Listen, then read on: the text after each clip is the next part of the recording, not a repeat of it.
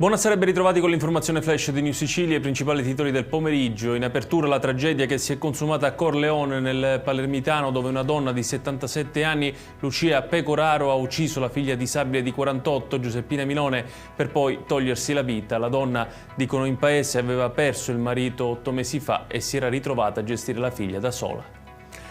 E sono diversi i commenti che si sono susseguiti alla vicenda, su tutti quello del sindaco di Corleone Valterra, che si è detto sconvolto per quanto accaduto.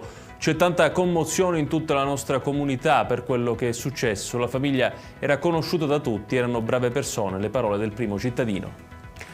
Il GUP del Tribunale di Siracusa ha deciso di assolvere Don Salvatore Cunzolo, ex cappellano militare accusato di violenza sessuale nei confronti di un minore.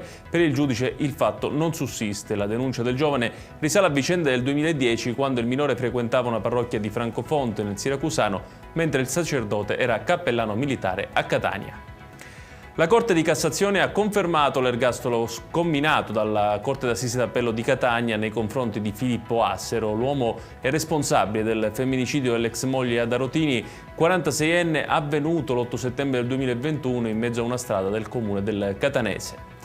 Chiudiamo con il meteo, cieli grigi sulla Sicilia nella giornata di domani, in particolare nuvole con deboli piogge insisteranno in mattinata sul litorale tirrenico e nel pomeriggio sui settori ionici. Tempo più stabile invece sul litorale meridionale e nelle zone interne dove si alterneranno nubi e schiarite.